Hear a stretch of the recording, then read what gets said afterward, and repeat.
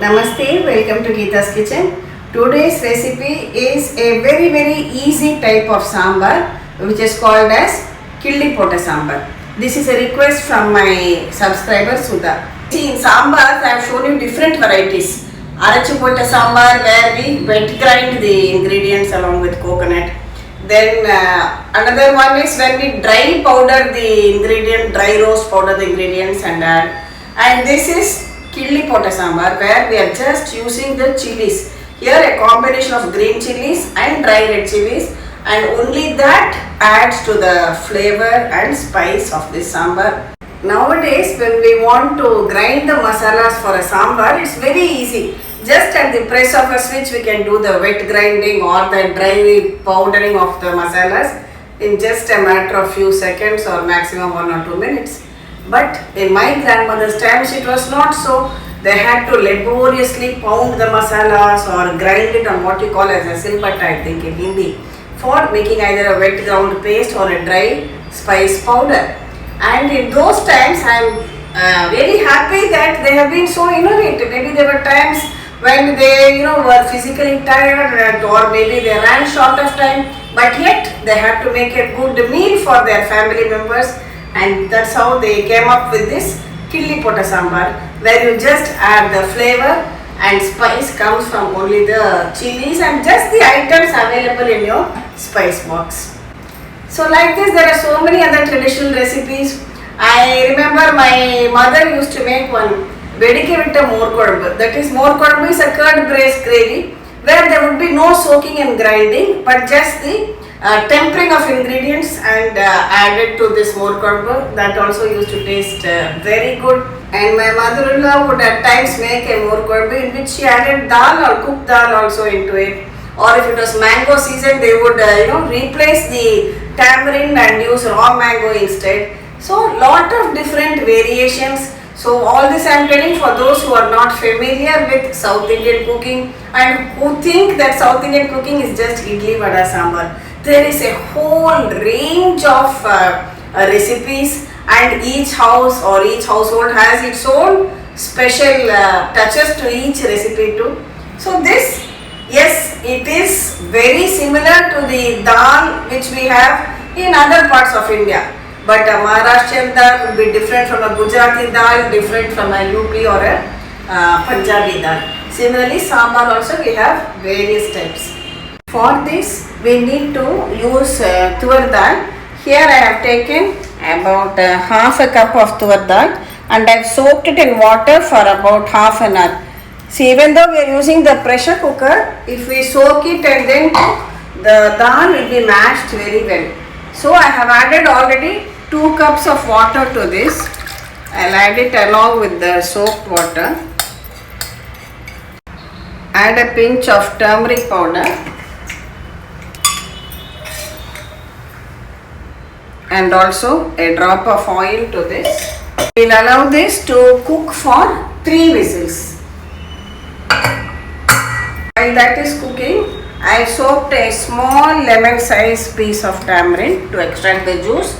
And the main thing about this Killi Pota Sambar is generally for sambar we use wide variety of vegetables, maybe brinjal or drumstick or pumpkins. For this you make it on days when you don't have any vegetables at home.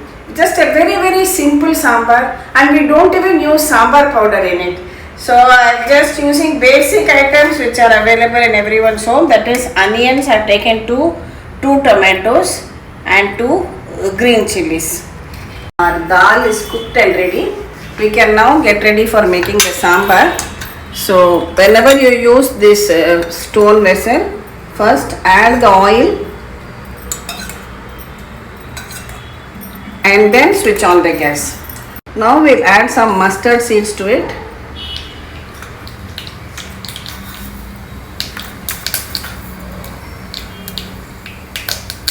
A few methi seeds.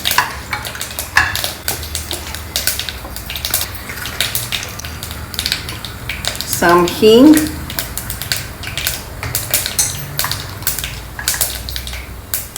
These 2 green chilies, just split it like this and put. And as I said, the flavor spice comes mainly from the chilies. So we use a combination of dry red chili and green chili. So about 6 red chilies you can take. See, this is called as chili powder. That is, you are just breaking it and adding it. Next, add in the chopped onions to this.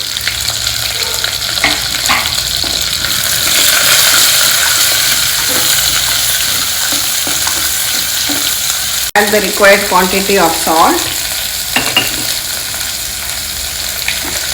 and also some turmeric powder.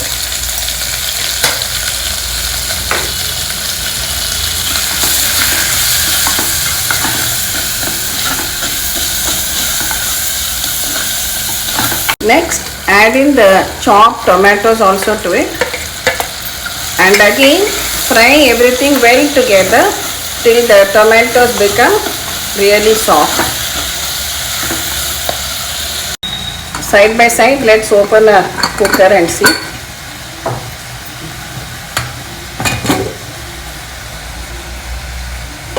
See, the dal has cooked well. Just take it out and mash it like this.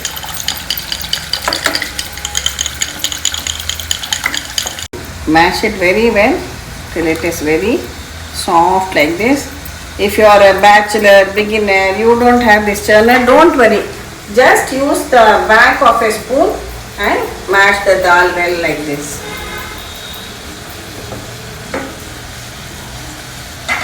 See, the tomatoes have become soft and mushy. Now we'll add in this tamarind extract. For this you just need thin tamarind extract and allow it to boil for about 5-6 minutes till the raw smell goes away.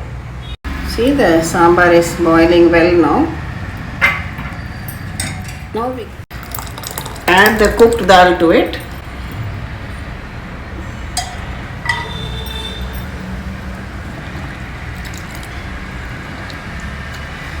Now allow everything to come to a boil once again.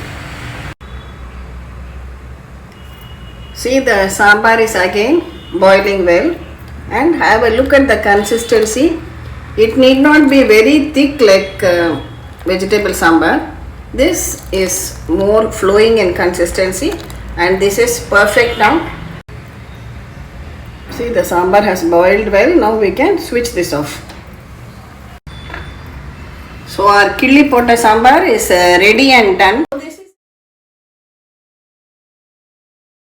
This is a typical traditional home style sambar which we make on days when we don't have access to other vegetables, on rainy days. Sometimes at night when you want to make a sambar, even if you have made some other pongal or upma and you want a sambar to go with it, you can have with rice also. Make this killi pota sambar along with rice and another lovely either potato fry or bindi, that is okra, any other side dish you can have. And enjoy this. As today I have made some potato fry. I have some hot rice here and we will serve out this sambar to go with the rice.